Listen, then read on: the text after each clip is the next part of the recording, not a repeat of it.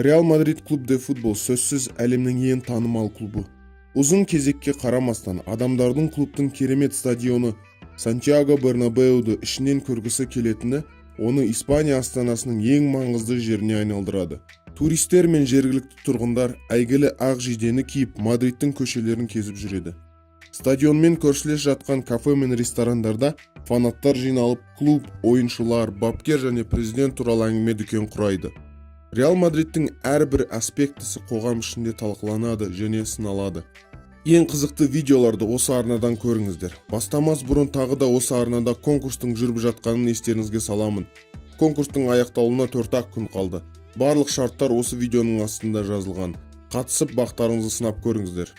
Реал Мадрид әлемдегі ең бағалы футбол бренді.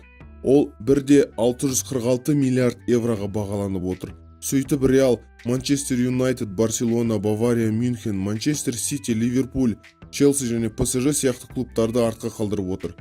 Өткен жылмен салыстырғанда Реалдың бағасы 17%-ға өскен. Оған олардың 5 жыл ішінде 4 рет Чемпиондар лигасын жеңуі жақсы септігін тигізді. Өткен жылы бірінші орында болған Манчестер Юнайтед болса 6%-ға құнсызданды. Бүгінгі таңда Реал Мадрид бағалы футбол бренді ғана болып қоймай, ол осы сектордағы ең мықты бренд. Брендтің мықтылығы дегеніміз брендтің фанаттардың жүрегінде және ойларында қаншалықты орын алатындығы. Осы маусымда олар Чемпиондар лигасынан ұшып кетті және ішкі біріншілікте Барселонаға чемпиондықты беріп қойды. Алайда әлеуметтік және политикалық жағынан Реал өздерінің қарсыластарынан әлде қайда алдыда. Өздерінің бойтұмары болған Криштиану Роналдудың жоғына қарамастан, Реал Мадрид 1950-1960 жылдардағы алтын уақыттың арқасында әлемдегі ең бірінші жаһандық футбол клубына айналды. Олар ол кезде ең бірінші болып қатарынан 5 Европалық кубоктың жеңімпазы атанды. Одан бөлек Реал Мадрид өзінің халықаралық тартымдылығын арттыру мақсатында және стратегиялық тұрғыдан шетелдік футболшыларды сатып алды.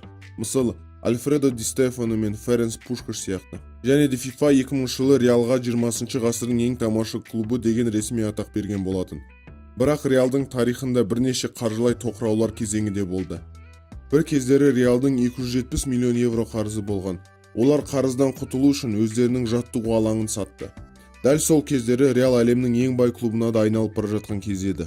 Олар әлемнің ең үздік футболшыларын сатып ала бастады. Оларды бәріміз атақты Галактикос деп білеміз. Олар Зинедин Зидан, Луиш Фигу, Роналду және Дэвид Бекхэм. Реал әлі де трансфер нарығында үлкен ойыншы. Трансфермаркет сайты бойынша Реалдың қазіргі құрамының жалпы бағасы 965 миллион евро. Соңғы 10 жылда олар жаңа ойыншыларды сатып алу үшін 1 миллиард евродан астам ақша жұмсаған.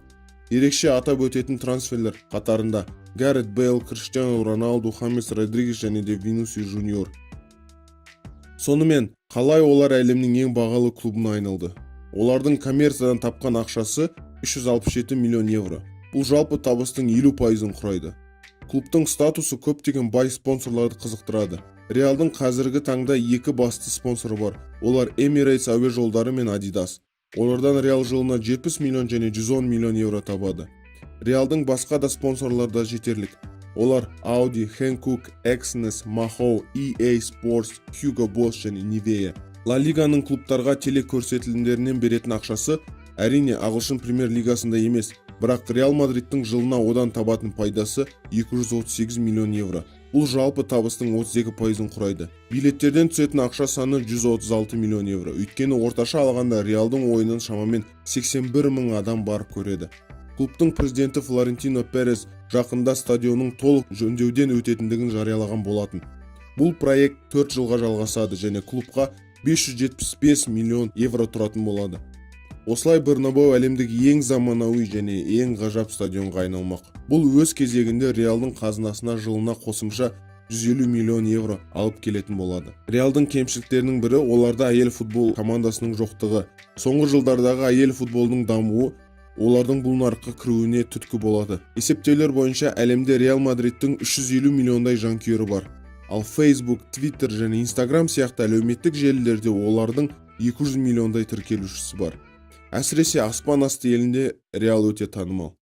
Сөзсіз, Реал Мадрид бренді өздерінің табысты, яғни 4 рет Чемпиондар лигасын, 4 рет әлемдік клубтар турнирін, 1 Ла Лиганы және 1 Копа дель Рейді ұтқан кездерінде өз танымалдығын одан да арттырды. Олардың табысы сол приздік ақша және ТВ көрсетілімдерінен алатын қаржы арқасында ұлғайды. Реал Мадрид қазіргі кездегі футбол индустриясында клубтардың алаң ішінде де алаң сыртында да қалай даму екендігінің тамаша үлгісі, көз тартарлық, бай және аса беделді. Біздің басқа да видеоларымызды көріңіздер, арнаға тіркеліңіздер. Алдыда басқа да қызықты видеоларды жіберіп алмау үшін қоңырау түймешесін басыңыздар. Сау болыңыздар.